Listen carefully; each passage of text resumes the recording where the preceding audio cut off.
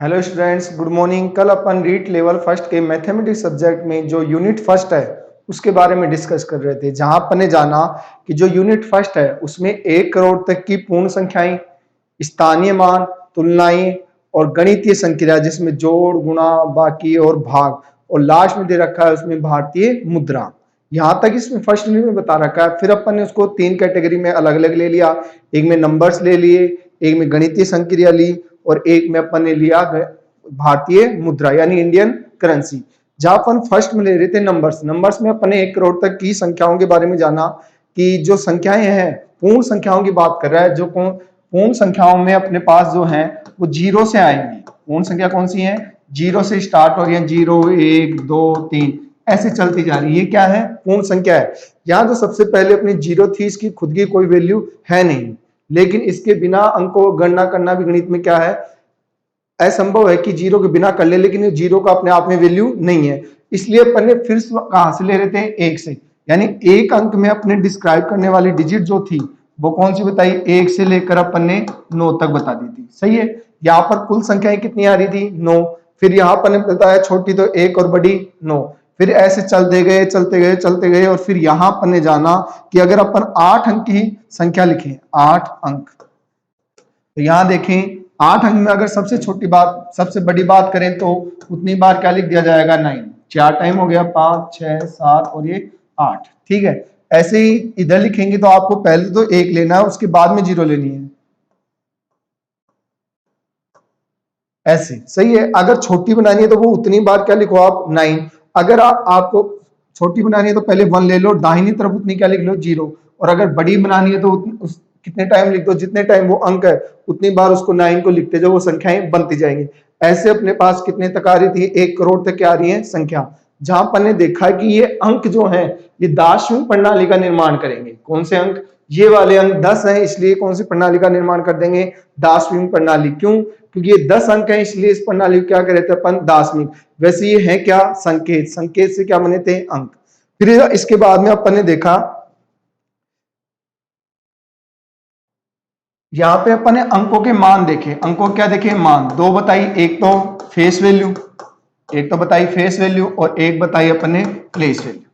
यहां तक अपन आ चुके थे। फेस वैल्यू तो क्या थी? वह खुद अंक ही उसकी फेस वैल्यू है। अगर जो अंक कह रहे हैं वही अपने आप में क्या बताएगा? Face value.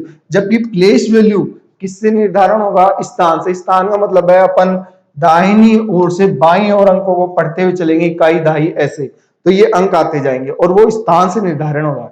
यहां तक अपन ले आए थे फेस वैल्यू और प्लेस वैल्यू, जहां अपन ने कहा किसी भी संख्या में इकाई स्थान पर लिखे गए अंक का स्थानीय मान और अपना जातीय मान एक ही होगा। सही है। फेस वैल्यू के अपन ने नाम बताए थे, एक तो वास्तविक मान, शुद्ध मान, अंकित मान, जातीय मान, एक नाम और है नेज मान, और कहते हैं इसको क्या कहते हैं? नेज मान। जबकि इसका मान क्या, इसका मतलब क्या था? स्थानीय मान। यहां तक अपन ने देख लिया था। इससे आगे चलते हैं अपन संख्या। जो अपने संख्या है इसका निर्धारण करेंगे, यानी वैल्यू क्या है इसकी। अब इसकी वैल्यू जो है वो निर्धारण होगा जो संख्या दे रखी है उसमें दिए गए अंकों के स्थानीय अंकों मानों का योग जो है वो संख्या की वैल्यू कहलाएगी। क्या है? जो भी संख्या आपको बता रखी है उस संख्या में दिए गए अंकों के स्थानीय मान का अगर योग कर दिया जाए तो हमेशा उस संख्या का क्या हो जाता है? निर्धारण। यानी क्या है? उस संख्या में आए अंकों का स्थानीय मानों का योग उस संख्या का क्या करेगा? निर्धारण करेगा। जैसे अपन यहां देखें, कोई भी एक संख्या ले लेते हैं, ये एक संख्या है, तो इसमें अगर इसका 4 का देखें तो इस 4 का स्थानीय मान तो कितना हो गया? 4। 6 का लेंगे तो कितना हो जाएगा? 60। फिर 4 का लेंगे 400। फिर लेंगे 2 का कितना हो जाएगा? 1000। और 7 का कितना हो जाएगा? 70,000 हो जाएगा। तो यहाँ पे इन सबको अगर मिला के पढ़ेंगे अपन तो कितना पढ़ देंगे? 72,464। ये जो संख्या बन रही है ये इन सभी अंकों के स्थानीय मानों का क्या है? योग। क्यों? क्योंकि अगर पहले देखें अपन तो ये 7 है, इसके बाद में कितने अंक हैं? 4। तो अपन इन चारों को कितने क्या कर देंगे? 4 जीरो लगा देंगे। फिर इसके बाद में 2 है, 2 के बाद में कितने अंक आ रहे हैं? 3। तो इन यहाँ कितने जीरो आ जाएंगे? 3।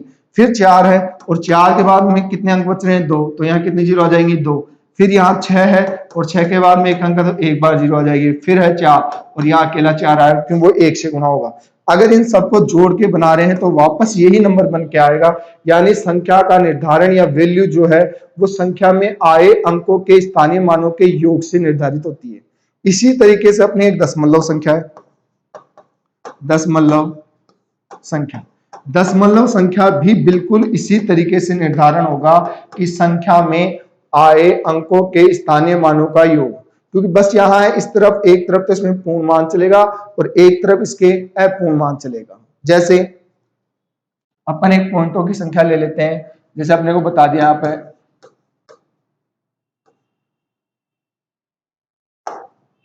और यहां इसके बाद में अपन एक पॉइंट लगा देते हैं और लिख देते हैं ये एक संख्या है। अगर आपको इसका मान निकालना है तो अपन ये संख्या तो कहलाएगी पूर्ण और ये संख्या क्या है अपूर्ण है।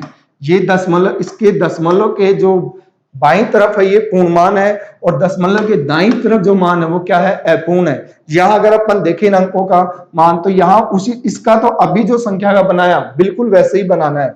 जैसे अपन लिखेंगे कितना है 7, 7 के बाद में कितने अंक है 3, तो 3 बार जीरो लिख दो। 8, 8 के बाद में कितने अंक आ रहे हैं 2, तो 2 बार जीरो आ जाएगी, फिर जीरो ही आ जाएगी और फिर 1। फिर यहाँ पे अगर अपन देखें हम ये पॉइंटों में चल रहे हैं तो यहाँ प्लस आएगा और 3 के पॉइंट के बाद में है तो 3 के नीचे लिख देंगे अपन 10, यानी यहाँ 10 आ गया। फिर जीरो है तो जीरो को तो छोड़ दो, फिर अपन चलेंगे यहाँ जीरो लिख लो और फिर अपन चलेंगे 4 की तरफ। अब 4 की तरफ देखें तो 4 यहाँ कौन सा अंक है तीसरा अंक है, तो 3 बार 10 आ जाएगा यहाँ 1, 2 और 3।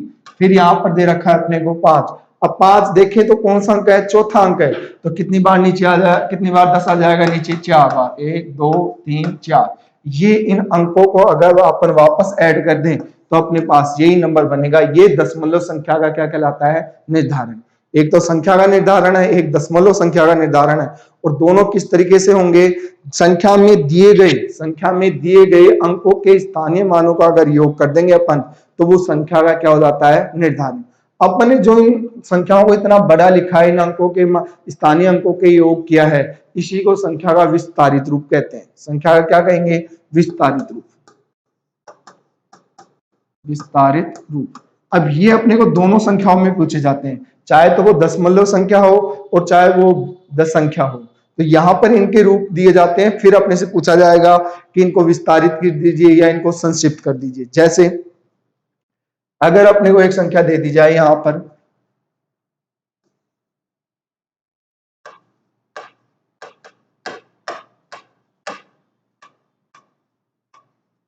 ये एक संख्या है, अगर अपने को यहाँ ऑप्शन बना दिए जाएंगे अलग अलग और इसमें संख्या का विस्तारित रूप पूछा जाएगा। यहाँ पे क्या पूछा जाएगा विस्तारित रूप। अब विस्तारित रूप का मतलब ये है कि आपको यहां से छांटना है कि इसमें से सही रूप कौन सा होगा ऑप्शन में।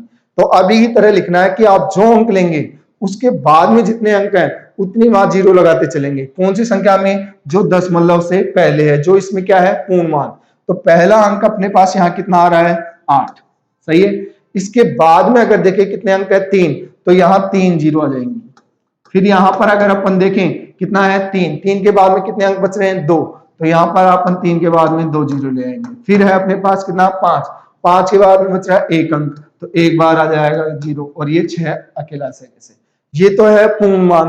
अब आगे चले दशमलव में। दशमलव के लिए आपको इसका 10वां भाग, 100वां भाग, 1000वां भाग या 10,000वां भाग में कन्वर्ट करने पड़ेंगे। तो आपको करना क्या है, दशमलव के बाद में जो स्थान है उस अंक का, उसके बाद में जितना स्थान बन रहा है उतने उसके हर में 10 ले आएंगे या 10 की घाते ले आएंगे। जैसे 3 है, पहली बार ये है तो यार 3 के नीचे आ जाएगा 1 बार 10, ठीक है। फिर यहाँ है 4, अब इसका स्थान कौन सा है दूसरा है, तो दूसरे का मतलब यहाँ है, यहाँ 10 की घात 2 आ जाएगी, यानी कितना आ जाएगा 100। अगर अपना बात करें यहाँ 0 है, फिर 0 है, लेकिन फिर 3 है, तो 3 का लेकिन अपन यहाँ मान देखें कौन सा नंबर आ रहा है यहाँ 1, 2, 3, 4, 5, तो 10 की घात कितनी आएगी 5, यानी यहाँ अपन कह देंगे 1, 2, 3, 4, 5। ये इस संख्या का क्या हो जाएगा विस्तारित रूप। यहाँ अपने को ऑप्शन में से ये छांटने, ठीक है। या नहीं हो तो आप इनको ऐड करते हुए चलो और फिर छांट लो।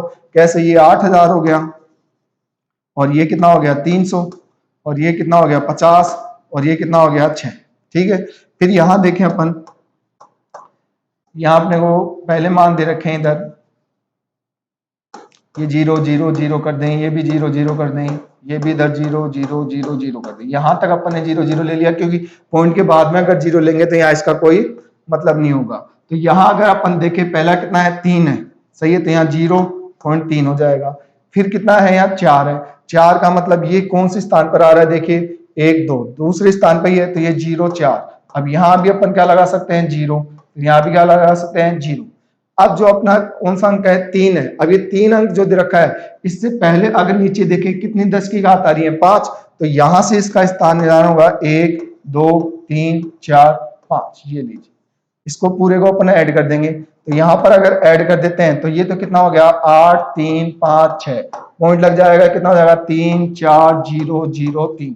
आप ऐसे भी कर सकते हैं, बस ये मेथड क्या पड़ेगा, थोड़ा लेंथी, लेकिन आपको सही विस्तारित रूप ऐसे पूछा जाता है। और नहीं बने तो आप इसको वापस ऐड करके भी देख सकते हैं। ठीक है, यहां से थोड़ा आगे बढ़ते हैं अपन। अब अपने क्या है, कोई भी मान दे दिए जाएंगे और उसमें से स्थानीय और जातीय मान पर अपन डिस्कस करेंगे। जैसे अपने को एक मान कह दिया, कोई भी एक संख्या कह दें,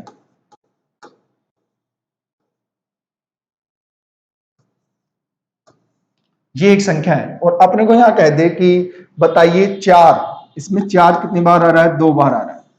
4 कितनी बार आ रहा है, ये 2 बार। यहां इसकी कह दे कि बताइए 4 के जो 4 है उसके दोनों बार स्थानीय मान क्या है, दोनों बार कौन से मान, स्थानीय मान। स्थानीय मान क्या होंगे, तो पहली बार अगर अपन देखें ये जो 4 आ रहा है, तो यहां 4 लेंगे तो कितना आ जाएगा, 3 स्थान है, तो कितनी 0 आ जाएंगी, 3। अगर दूसरे की अपन बात करें तो 4 है यहाँ, और यहाँ अगर अपन देखें इसका स्थानीय मान तो कितने लास्ट में अंक इसके 5 आ रहे हैं, तो यहाँ कितनी 0 आ जाएंगी, 5। ये इन दोनों में डिफरेंस होगा। अगर कई बार आपको 4 के दोनों, 4 जो इस संख्या में आया उसके दोनों बार स्थानीय मानों का योग पूछ लेता है, दोनों बार इनों का अंतर पूछ लेता है, दोनों बार इनका गुना भी पूछा जा सकता है। तो इस तरीके से अपन इनको स्थानीय मान में डिवाइड भी कर सकते हैं। इसके आगे देखिए, एक अपने यहाँ तुलना देखा था अपन ने इन दोनों में, और इन दोनों के बाद में तुलना एक क्रम से भी निर्धारित होगी। एक क्रम है, जो क्रम क्या है अपना, एक तो होता है आरोही क्रम, आरोही क्रम जिसको बोलते हैं असेंडिंग ऑर्डर,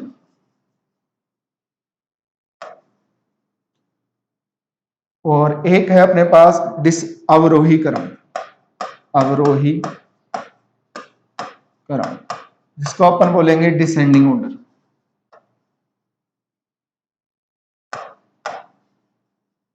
देखिए क्या डिफरेंट है इन अंकों को, अपन जो दशमलव संख्या है या पूर्ण संख्या है, इन दोनों को अपने को इन ऑर्डर में लेके जाना है। इन ऑर्डर में ले जाने के लिए पहले इन क्रम को समझना पड़ेगा। ये जो आरोही क्रम होता है ये छोटे से बड़े की ओर चलता है, छोटे से बड़े की ओर, और जो अवरोही है ये इसका जस्ट अपोजिट क्रम है, ये बड़े से छोटे की ओर।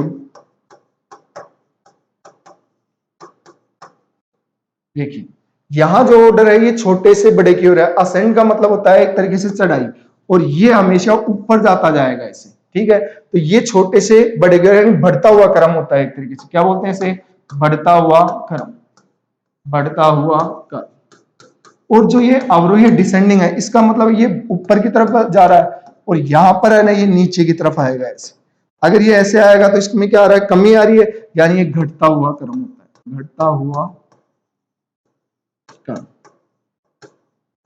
तो इन दोनों को अंकों में अपने को पूछे जाते हैं कि असेंडिंग ऑर्डर कौन सा होगा विकल्प में, या डिसेंडिंग ऑर्डर कौन सा होगा। ये पॉइंटों में भी चलेंगे और अपने के संख्याओं में भी चलेंगे। अगर दशमलव संख्या में है तो उनका भी अपने को इस ऑर्डर से फाइंड आउट किया जा सकता है, और दशमलव के बिना है तो भी हो जाएगा। बात इतनी है, यहाँ पर भिन्नों का प्रयोग नहीं करेंगे, भिन्नों का प्रयोग अपन गणितीय संक्रिया में करेंगे, जो अपना अलग टॉपिक है। यहाँ एक बार संख्या ही लेंगे। जैसे देखिए अपने को कोई संख्या दे दी, एक संख्या ये दे दी, एक यहां दे दी,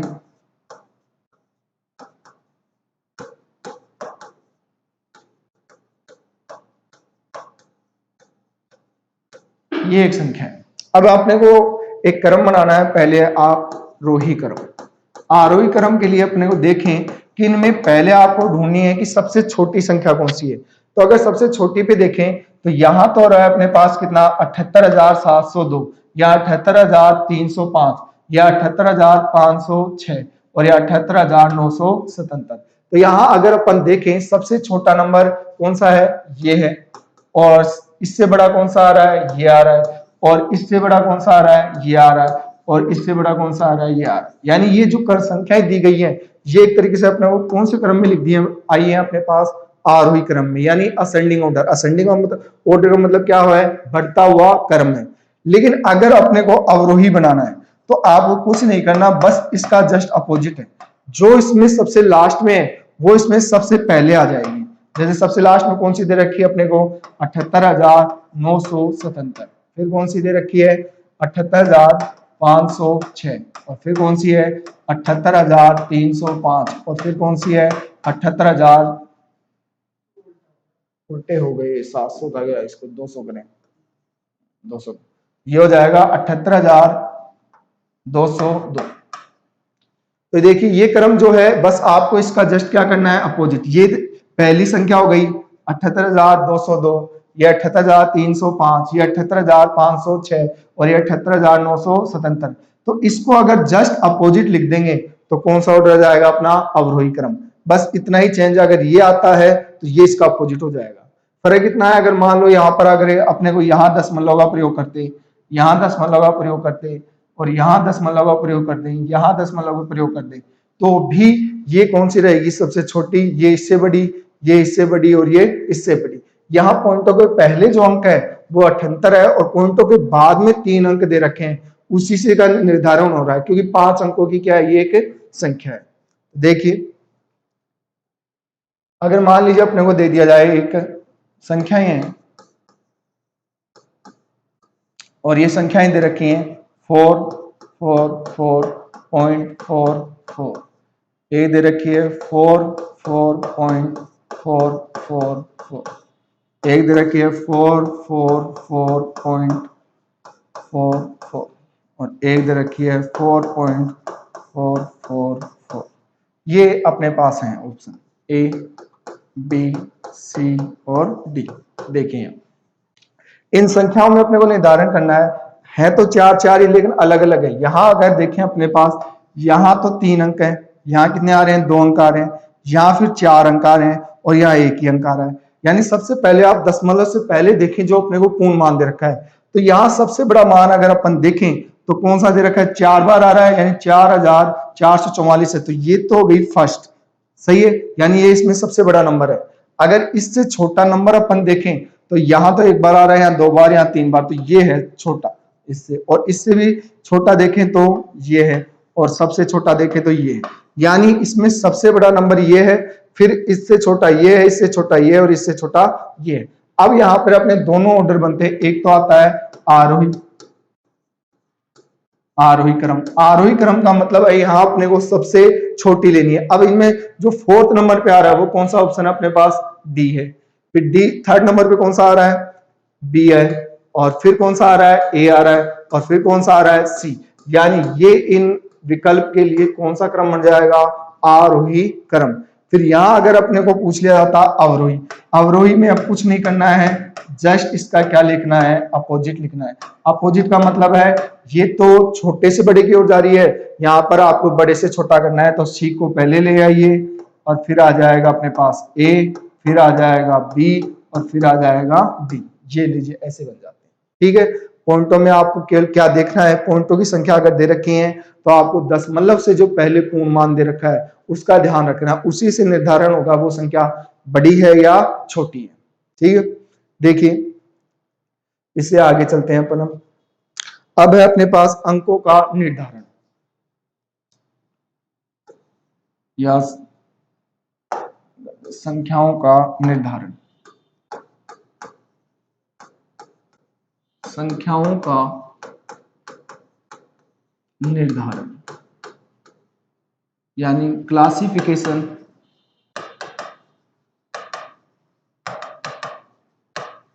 ऑफ नंबर्स। देखिए यहाँ अब यहाँ अलग अलग संख्या का अलग अलग महत्व है, अलग अलग अंक अलग अलग विशेषता रखता है। यहाँ जो अपने पास है वो पहली संख्या अपन लेंगे प्राकृत संख्या। पहली संख्या कौन सी है, प्राकृत संख्या। अब ये प्राकृत संख्या जो है इसको नेचुरल नंबर बोलते हैं। क्या बोलते हैं? Natural number. और इसको जो लिखा जाता है वो कैपिटल एन से शो किया जाता है। किसे शो करेंगे? कैपिटल एन से। ये कौन सी संख्या है? यहां पर अगर देखें 1 2 3 4 ये बढ़ती चलती जाएंगी, ये संख्या कहलाती है प्राकृत संख्या। 1 2 3 4। और ये जो नेक्स्ट नंबर है वो पहली से जस्ट एक बड़ा होता है। इनको क्या कहेंगे? प्राकृत संख्या।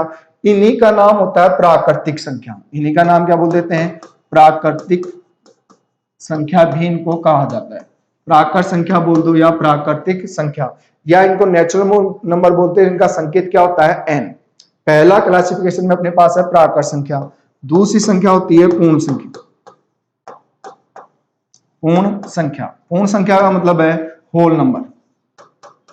क्या मतलब है? Whole number. जैसे इसको कैपिटल एन से लिख रहे हैं वैसे ही होल नंबर को लिखा जाता है डब्ल्यू से। इसे लिखेंगे डब्ल्यू से। इसमें क्या होता है? प्राकृत संख्या के अतिरिक्त एक संख्या और आ जाएगी, जैसे वो है 0, 1, फिर 2, फिर 3, फिर 4 और चलती जाएगी। यहां देखें अपन, यहां तक के जो अंक है अपने 1 से लेकर इसके आगे, ये सारे कौन से नंबर हैं? नेचुरल नंबर है। बस एक 0 जो है वो अतिरिक्त है। यानी सभी नंबर जो नेचुरल नंबर है वो किसके अंतर्गत आ रहे हैं? पूर्ण संख्या में। यानी सभी की सभी प्राकृत संख्या क्या है? पूर्ण संख्या है। देख लीजिए 1 से लेकर आगे तक चलती जाएंगी, तो इसका मतलब है सभी प्राकृत संख्या क्या होती है? पूर्ण संख्या। किंतु सभी पूर्ण संख्या प्राकृत संख्या नहीं होती है, क्योंकि सभी पूर्ण लेंगे तो यहां से बात करेंगे अपन, और यहां से अगर बात करेंगे तो कौन आ रहा है? 0। और 0 किस में नहीं आता है? प्राकृत संख्याओं में नहीं आता है। तो याद रखना 0 कभी भी प्राकृत संख्या नहीं होती है। 0 कभी भी प्राकृत संख्या नहीं होती है। लेकिन यहाँ एक सेंटेंस बनता है अपने पास, और वो सेंटेंस क्या है? कि सभी प्राकृत संख्या क्या होती हैं? पूर्ण संख्याएं होती हैं, किंतु सभी पूर्ण संख्याएं प्राकृत संख्या नहीं होती हैं। किसकी वजह से? 0 की वजह से। अगला क्लासिफिकेशन अपने पास है 3rd नंबर पर पूर्णांक। पूर्णांक संख्याएं, जिसको अपन इंटीजर्स कहते हैं, इंटीजर्स नंबर। और इनका संकेत जो है वो लिखा जाता है आई से। इसे लिख देंगे आई से। देखिए ये क्या है? पूर्ण संख्या का धनात्मक और ऋणात्मक रूप। पूर्ण संख्या का धनात्मक और ऋणात्मक रूप पूर्णांक कहलाता है। जैसे अपने पास ये 0 है, या 0 के इधर दाहिनी तरफ चलें 1 2 3, ये जो संख्या चलेंगी ये तो होगी धनात्मक, और 0 के इधर चलें तो -1 -2 -3 और -4, और ये चलता जाएगा। इन संख्याओं को क्या कहते हैं? पूर्णांक। 0 के इधर क्या है? धनात्मक है, और 0 के इधर क्या है? ऋणात्मक है। यानी पूर्ण संख्या का धनात्मक और ऋणात्मक रूप क्या कहलाता है? पूर्णांक कहलाता है। सबसे इंपॉर्टेंट बात यहां आपने देखें कि इसके 0 के इधर तो धनात्मक है, 0 के इधर ऋणात्मक। ये 1 प्लस का, ये 1 माइनस का, ये 2 प्लस का, ये 2 माइनस का। लेकिन यहां जो 0 दिखा रहा है इसकी कोई साइन नहीं आ रहा है, ना तो प्लस अपने यहाँ माइनस नहीं दिखा रहे हैं, केवल क्या कुछ साइन नहीं है तो क्या दिखा रहे हैं? प्लस। तो याद रखना 0 जो होता है, 0 जो है, 0 ना धनात्मक होता है, ना धनात्मक तथा ना ऋणात्मक। 0 ना धनात्मक होता है ना ऋणात्मक। 0 तो उदासीन होता है। 0 क्या होता है? उदासीन। इसलिए याद रखना उदासीन जो संख्या है, उदासीन संख्या, याद रखना 0 को कहा जाता है। 0 को क्या कहा जाता है? उदासीन संख्या। उदासीन संख्या आप कह सकते हैं 0 या 0। क्यों? 0 ना तो धनात्मक है ना ऋणात्मक है। क्यों? इसके इधर धनात्मक, इसके इधर ऋणात्मक, 0 के नहीं दिखा रहे हैं। इसका मतलब 0 ना धनात्मक है ना ऋणात्मक है। 0 क्या है? उदासीन। इसलिए उदासीन संख्या अगर आपसे पूछी जाए क्लासिफिकेशन में तो याद रखना 0 होती है, और 0 के अपने आप में कोई वैल्यू नहीं होती है। हाँ, अगर किसी संख्या के ये दाहिनी ओर आती है तो वो कितने टाइम्स हो जाता है? 10 टाइम्स मल्टीप्लाई हो जाता है। ठीक है, यहां तक देखें अपन ने पहले देखा नेचुरल नंबर जो अपने आया 1 2 3 और ये ऐसे चलता रहा। फिर अपन ने देखा होल नंबर जो आया 0 1 2 3। और चलता रहा। फिर अपने पास आया इंटीजर, इंटीजर आए 0, 1, 2, 3 और डॉट डॉट चलता रहा। यहाँ देखें -1, -2 और -3 और ये भी डॉट डॉट चलता रहेगा। सबसे इंपॉर्टेंट बात, अगर सबसे छोटी प्राकृत संख्या है वो 1 है, लेकिन अगर पूछे सबसे बड़ी कौन सी है तो यहाँ इसको ज्ञात करना असंभव है, या इसका निर्धारण नहीं किया जा सकता, क्योंकि ये संख्या चलती जाएंगी, अनंत तक चलती जाती हैं। इसलिए सबसे छोटी प्राकृत संख्या तो 1 है, लेकिन सबसे बड़ी प्राकृत संख्या उसको ज्ञात करना क्या है, असंभव। इसी तरीके से अगर अपन देखें सबसे छोटा होल नंबर या पूर्ण संख्या कौन सी है, 0 है, लेकिन सबसे बड़े की तरफ जाएं तो उसको ज्ञात करना क्या है, असंभव है। लेकिन यहाँ इंटीजर में आकर अपन देखें सबसे छोटा कह दें 0 तो गलत हो जाएगा, क्योंकि ऋणात्मक जो नंबर होते हैं वो 0 से भी क्या होते हैं, छोटे होते हैं। ऋणात्मक नंबर है वो 0 से क्या होंगे, छोटे होंगे। तो यहाँ पर छोटी संख्या ज्ञात नहीं की जा सकती, क्योंकि यहाँ अगर मान निकालेंगे तो पॉइंटों में इनके बीच में और मान आ जाते हैं। तो याद रखना इसमें ना छोटी ज्ञात की जा सकती है ना बड़ी, लेकिन इतना याद रखना जो नेगेटिव नंबर है वो हमेशा 0 से क्या रहता है, छोटा रहता है। 0 से क्या रहेगा, छोटा। लेकिन जो पॉजिटिव नंबर है वो हमेशा 0 से क्या रहता है, बड़ा रहता है। लेकिन आपके यहाँ देखें अगर नेगेटिव नंबर दे रखा है आपको, वो हमेशा छोटा रहेगा किस नंबर से, पॉजिटिव नंबर से। तो याद रखना जितना नंबर माइनस का होगा, जितना वो बड़ा की ओर चलता जाएगा वो एक्चुअल में उतना ही क्या है, छोटा है। लेकिन धनात्मक नंबर जितना आगे चलता जाएगा वो उतना ही क्या है, बड़ा है। और धनात्मक नंबर जो होता है, जो धनात्मक नंबर होता है वो हमेशा 0 से क्या होता है, बड़ा होता है। धनात्मक तो 0 से बड़ा, लेकिन ऋणात्मक नंबर 0 से क्या होता है, छोटा होता है। ठीक है, रह जाएगी बात याद। सबसे छोटी प्राकृत संख्या 1 है, लेकिन सबसे बड़ी को ज्ञात करना क्या है, असंभव है। सबसे छोटा होल नंबर है वो 0 है, लेकिन सबसे बड़ा याद करना असंभव है। और सबसे छोटा और बड़ा पूर्णांक भी ज्ञात करना क्या है, असंभव। तो ये इधर बढ़ते जाएंगे। यहाँ पर अपने पास आता है कि कौन सी संख्या यहाँ पर प्राकृत संख्या नहीं है। तो यहाँ पर अगर अपन देखें इन दोनों में प्राकृत संख्या कौन सी नहीं है, 0, क्योंकि 0 कौन सी नंबर होगी, केवल होल नंबर होगा। ठीक है, आगे चलते हैं। 3 संख्या के बाद में चौथी संख्या देखते हैं अपन। चौथी संख्या है संपूर्ण संख्या, संपूर्ण संख्या या जिसको अपन कहते हैं कंप्लीट नंबर। देखिए कंप्लीट नंबर क्या है। अब अपनी पूर्ण अलग है और संपूर्ण अलग होती है। पूर्ण को तो अपन क्या कह रहे हैं, होल नंबर कह रहे हैं, जबकि जो संपूर्ण है उसको क्या कह रहे हैं, कंप्लीट नंबर। और ये दोनों अलग अलग है। संपूर्ण का मतलब होता है कोई ऐसी संख्या जिसके अपवर्तकों का योग, अपवर्तकों का योग दी गई संख्या का दुगना हो। संख्या का क्या हो, दुगना। कोई भी संख्या है उसका कितना गुना होना चाहिए, दुगना। यानी कोई भी संख्या है उसके अपवर्तकों का योग अगर उस दी गई संख्या का दुगना है तो वो कहलाएगी संपूर्ण संख्या। लेकिन यहाँ इंपॉर्टेंट एक वर्ड आ रहा है, अपवर्तक। और अपवर्तक को यहाँ दूसरा नाम कह सकते हो आप, भाजक। क्या कह सकते हैं, भाजक, या कह सकते हैं आप सर्वसंभव गुणनखंड। सर्वसंभव गुणनखंड। अगर किसी संख्या के अपवर्तकों का योग उस संख्या से दुगना है तो वो संख्या कहलाती है क्या, संपूर्ण। अपवर्तक को अपन दूसरा क्या कह सकते हैं, भाजक, या क्या कह सकते हैं, सर्वसंभव गुणनखंड। जैसे अपन एक संख्या ले लेते हैं 6। 6 में अगर अपन देखें सबसे छोटी संख्या 1 का भाग जाएगा, फिर 2 का, फिर इसमें जाता है 3 का और फिर जाता है 6 का। कोई भी संख्या हो वो स्वयं से और 1 से हमेशा डिविजिबल होती है। यानी चाहे वो अभाज्य भी होगी तो भी इसमें 2 का तो 2 संख्याओं में भाग जाता है, एक तो स्वयं का जाता है और एक 1 का।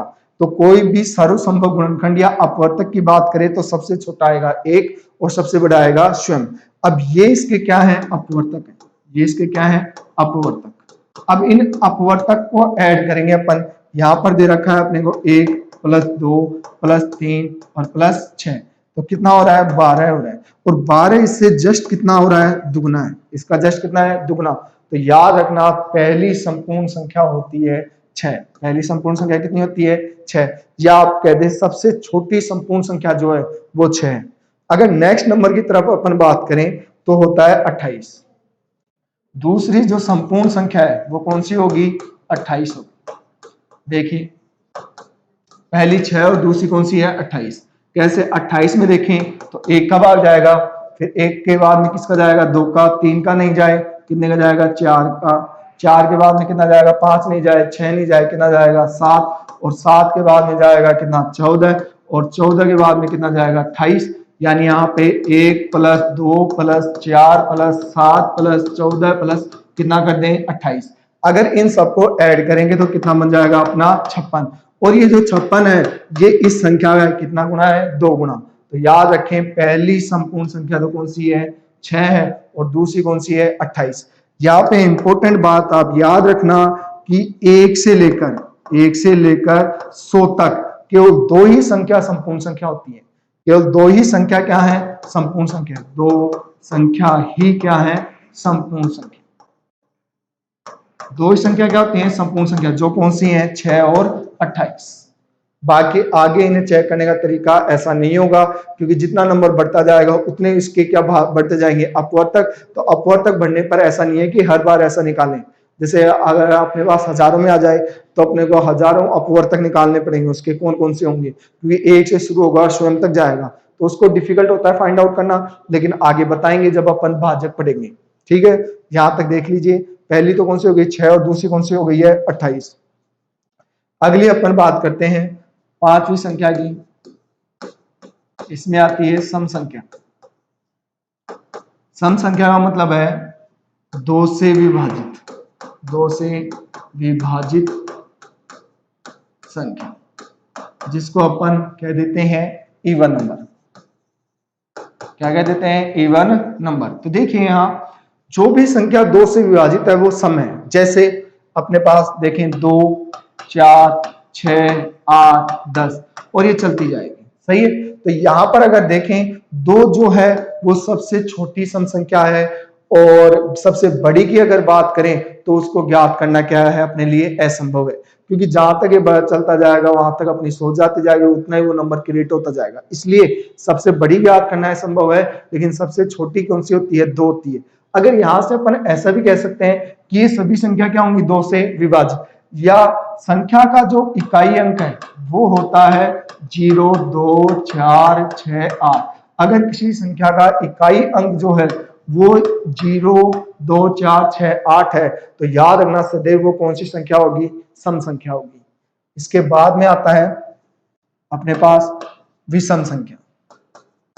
विषम संख्या जिसको अपन कह देते हैं ओड नंबर। देखिए ये अपन ने देखा कि देखो यहाँ इकाई 0 आ रहा है, फिर ये 2 आ रहा, फिर 4, फिर 6, फिर 8। सही है। यह अपन ने कहा ये 2 से विभाजित है। दार्शनिक प्रणाली में है कितने अंक अपने पास, 5, जिसमें अपने बात की 5 आ गए तो कितने बच रहे हैं 5, वो इकाई अंक इसमें आएंगे। बाकी ये इसका जस्ट अपोजिट है, अपन कह देंगे 2 से अविभाजित संख्या। जो भी 2 से अविभाजित है वो अपने आप में क्या है, विषम है। जैसे अपन बात करें 1, 3, 5, 7, 9, 11 ये चलती जाएंगी। ठीक है। अगर यहां अपन देखें इकाई अंक आ रहा है एक, तो एक आ रहा अपने पास 3, एक आ रहा है 5, 1, 7, 9, फिर आगे 1, फिर 3 आएगा, फिर 5 आएगा, फिर 7 आएगा, फिर 9 आएगा। तो यहां अपन कह सकते हैं कि अगर इकाई अंक कितना है, इकाई अंक दे रखा है अपने को 1, 3, 5, 7, 9, तो वो हमेशा क्या होगी अपने लिए, विषम संख्या होगी। सही है। अगर दार्शनिक प्रणाली में 5 अंक इसके आ गए हैं तो 5 अंक इनके आएंगे। तो या ऐसे याद रख लो 2 से विभाजित सम होती हैं और 2 से अविभाजित क्या होती हैं, विषम होती हैं। ठीक है। अब यहाँ पे इंपॉर्टेंट बात आती है कि देखो 1 आ गया, 1 यहाँ रहा, 2 आ गया, फिर 3 आ गया, फिर 4 आ गया, फिर 5 आ गया, फिर 6, फिर 7, फिर 8, फिर 9, फिर 10। अब 10 में आ रहा है इकाई अंक 0, यहां भी अपन कह रहे हैं 0। तो प्रश्न यहाँ क्रिएट होता है कि जो 0 है वो सम संख्या है या विषम संख्या है। 0 जो है वो सम संख्या है या विषम संख्या। यानी अपन यहाँ प्रश्न ये होता है कि शून्य जो है ये सम है या विषम है। देखिए अब यहाँ प्रश्न क्रिएट हो रहा है कि जो शून्य है वो सम संख्या है या विषम संख्या है। तो यहाँ समझते हैं कि अगर आपने एक रूल देखें इनके सम विषम के, तो ये अपने आप 0 को बता देंगे कि ये सम है या विषम है। पहली बात, जो आपका 0 है जो जीरो है, ये शून्य है, ये हमेशा एक सम संख्या होती है। हमेशा क्या आती है? सम संख्या। बस ये शुरुआती सम संख्या नहीं है। इसका प्रयोग तब होगा जब ये किसी भी संख्या के दाहिनी ओर लिखी जाती है। अब इसको बता दिया क्या है अपन ने, सम संख्या बताया है। सम संख्या बताने के पीछे यहाँ रीजन है। पहला रीजन जो है अपने पास ये है कि कोई भी दो सम संख्याओं का, कोई भी दो सम संख्याओं का योग सदैव सम ही आता है। जैसे दो सम संख्या ले लें, 2 और 4 कितना आया? 6। अगर बात करें यहाँ 6 और 8 कितना आ रहा है? 14। अगर बात करें 10 और 12 कितना आ रहा है? 22 आ रहा है। लेकिन यहाँ अगर अपन देखें, जीरो को ऐड करते हैं, जीरो को 4 के साथ ऐड करें 4, अगर जीरो को ऐड करें 6 के साथ कितना आ रहा है? 6 ही आ रहा है। यानी ये सम है, ये सम है, तो ये भी क्या है? सम। देख लो यहाँ पे सम सम, तो ये सम, ये सम है, ये सम है, तो ये भी क्या है? सम है। तो यहां देख लीजिए आप, ये सम है, ये सम है, ये सम है, यानी ये सम है, ये सम है, इसलिए ये भी क्या है? सम। तो याद रखना, शून्य क्या है? एक सम संख्या है, बस ये शुरुआती सम संख्या नहीं है। इसका प्रयोग तब होगा जब ये किसी भी संख्या के दाहिनी ओर लिखी जाती है, अर्थात इकाई स्थान पर लिखी जाती है, तब आते हैं। अगर आप चाहें तो एक दूसरा रूल और है। दूसरा रूल ये कहता है अगर अपन दो विषम संख्याओं को ऐड करें तो अपने पास सम आएगा। जैसे 3 और यहाँ विषम संख्या ले ली, सम 3 और 2 ले लें, तो ये विषम ही है। कितना आया? 5। सही है। अगर यहाँ ऐड करें अपन दोनों तो विषम लेंगे तो कितना आ जाएगा? सम 6। अगर यहाँ ले लें अपन, अब यहाँ मान लो 13 ले लिया और यहाँ ले लिया अपन ने 5, तो कितना आ गया? 13 5 18। अगर यहाँ ले लें अपन 19 और यहाँ एक ले लें तो कितना हो गया? 20। यानी अगर ये कौन सी है? विषम है। ये कौन सी है? विषम है। और ये कौन सी है? सम है। यानी दो सम संख्याओं को अगर ऐड करें, दो विषम संख्याओं को ऐड करें तो क्या बन के आएगा अपने पास? सम। यानी दो सम ऐड हो रहे हैं तो रिजल्ट भी सम है, लेकिन दो विषम ऐड हो रहे हैं तो रिजल्ट क्या है? अपने पास सम है। अब यहाँ पर अपन ने 19 लिया, लेकिन 19 के साथ अपन ले लें 0, तो 0 ऐड करते ये क्या हो गई है? विषम आ गई है। क्योंकि ये विषम, ये का अगर विषम माने तो यहाँ भी सम आना चाहिए था, लेकिन यहाँ आ क्या रहा है? अब की बार क्या आ रहा है? विषम। यानी ये 0 जो है वो विषम नहीं है। 0 क्या नहीं है? विषम नहीं है। इसका मतलब 0 क्या है? सम संख्या है। यानी दो सम संख्याओं का योग सम होता है, दो विषम का जोड़ क्या आएगा? सम। इसलिए अपन समझ सकते हैं 0 क्या है? सम है। ठीक है, यहां तक आ रही है समझ में बात? तो पहला अपन ने क्या देखा है? इस अंक संख्या का निर्धारण देखा है। संख्या का निर्धारण कैसे हुआ? जो भी संख्या है उसमें अंकों के स्थानीय मानों को योग कर दिया जाए तो वो संख्या का क्या कर देते हैं? निर्धारण। ऐसे ही दशमलव संख्या में भी यदि संख्या के इस अंक जो हैं उसमें जो अंक आए हैं उनके स्थानीय मानों के अंकों को योग को जोड़ दें तो वो भी उस संख्या का क्या कर देंगे? निर्धारण। फिर दशमलव संख्या को अपन ने क्या किया है? विस्तारित किया है। विस्तारित के बाद में अपन ने दो ऑर्डर देखे, असेंडिंग और डिसेंडिंग, यानी आरोही और अवरोही। आरोही में क्रम बढ़ता हुआ चलता है और अवरोही में संख्या में क्रम क्या चलेगा? घटता हुआ चलता है। इसके बाद में अपन देखा क्लासिफिकेशन ऑफ नंबर्स, यानी संख्याओं का निर्धारण, जहां अपन ने कौन सी संख्या देखी? प्राकृत संख्या अपनी, फिर पूर्ण संख्या, फिर देखिए अपन ने पूर्णांक, और फिर देखा संपूर्ण, फिर देखा सम और विषम। ठीक है, अपन ने सम और विषम में जाना कि 0 क्या है? सम है, 0 विषम नहीं है। लेकिन 0 प्राकृतक भी नहीं है। 0 कौन सी है? पूर्ण संख्या है। यहां तक आगे समझ में? एक इंपॉर्टेंट नंबर इसमें आता है अपने पास संपूर्ण संख्या। संपूर्ण संख्या वह होती है जिसके अपवर्तकों का योग संख्या से क्या हो? दुगना। पहली संख्या कौन सी है? 6 और दूसरी कौन सी है? 28। यहां तक आगे समझ में? और 1 से लेकर 100 तक की भी है कितनी संपूर्ण? 28 और 6, ये दो ही है, इसके अलावा कोई संपूर्ण नहीं आती है। तो यहां तक आपके समझ में आ रहा होगा। अगर आपको समझ में आ रहा है तो वीडियो को लाइक करें और शेयर करें और चैनल को सब्सक्राइब करना न भूलें। धन्यवाद।